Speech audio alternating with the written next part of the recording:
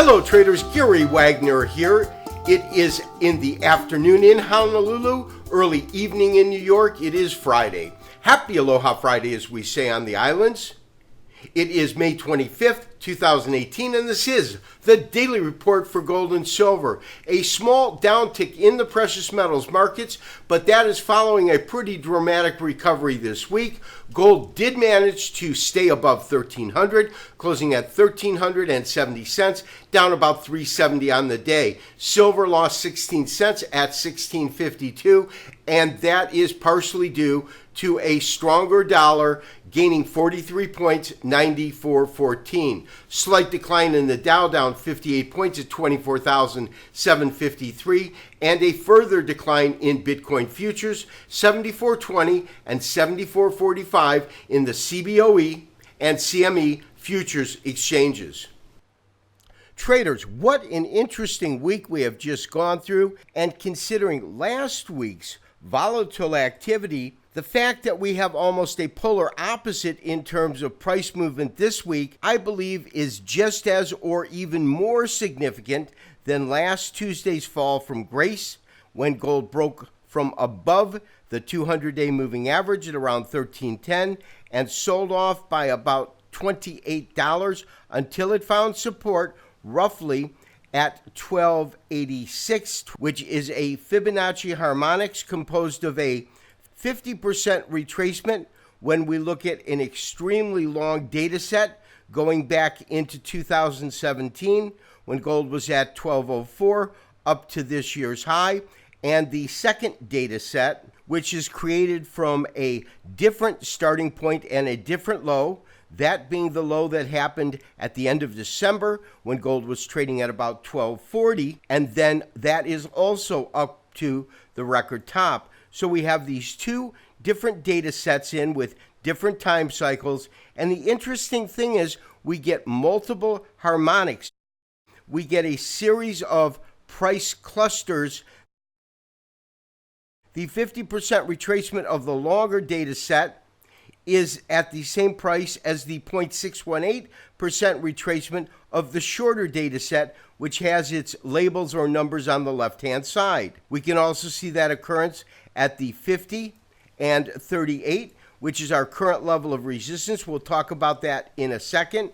But what that tells us is that these particular price points are given more weight, in my opinion, because of the fact that there is this harmonics or agreement with price point. There is an underlying pattern contained within price movement over time. And that, of course, takes us to the end of last week, beginning of this week, when what we saw over a total of 6 consecutive trading days is a series of dojis, or daily candles with an open and closing price that are either identical or simply a tick apart. As you know, the doji represents indecisiveness in the market. It indicates that neither the bullish or bearish faction have absolute control. When we couple that with the price point in which these lows have traded to, it indicated a high probability that we would witness some sort of a key reversal, taking the current correction, defining it as a conclusion, and then moving back into a bullish mode. Which takes us to our recent activity, including our current trade.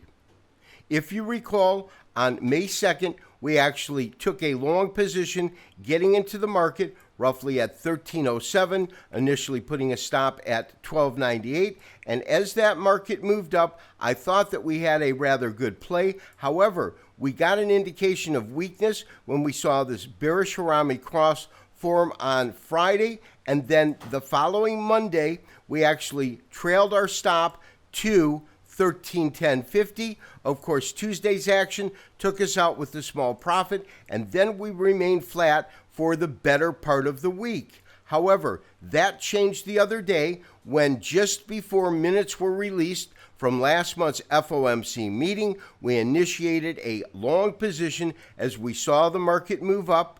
We took our position roughly in this area. We got in between 1288 and 1290. That is currently where we are positioned long. We also placed our stop at 1288, which corresponds to the lows of these candles here. And we are currently long with our stop at 88. Therefore, my recommendation for over the weekend, maintain your long at 1289. Maintain your stop at 1284. We will look to trail that stop up higher next week. Another interesting facet of recent price activity, and we talked about this a couple of times during the week, and that is the absolute identification of a pattern that is simply called a flat top and ascending bottom. This, of course, being a long-term move. We're using weekly candlesticks to display that. But in essence, what we are looking at is that recently, gold pricing has been characterized with a series of higher lows, as well as a absolute level of resistance or a flat top, which comes in at these highs at approximately 1375.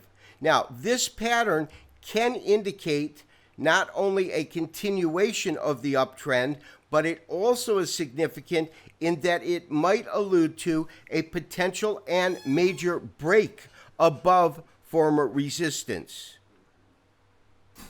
R.N. Elliott also used this particular formation to indicate a continuation and breakout pattern, and the difference is the actual counter, the way that he looks at it. In other words, as a market is moving up, we get our first line. This is our A line.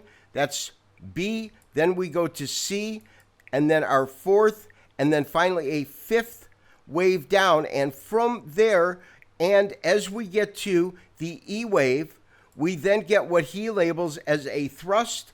A thrust is that final move through this trading range and breaking above former resistance, which would now become support. And it is that I am most excited about, because that tells us that we could in fact see gold break out of the sideways trading range and move to some new yearly highs that we have not seen since the correction that began at $1,900 per ounce. Traders, this has been a most interesting week.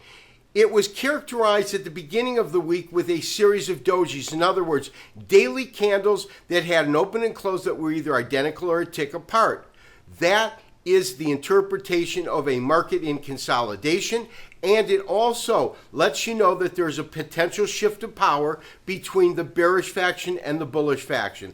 That's exactly what we saw. Immediately following the release of minutes this week from last month's FOMC meeting, gold spiked up hard, and we actually entered the trade at a very favorable point below its current pricing, and I believe we've got a great trade in front of us. This has been Gary Wagner, wishing you, as always, good trading. We'll talk to you on Monday for another daily update and review. Bye-bye.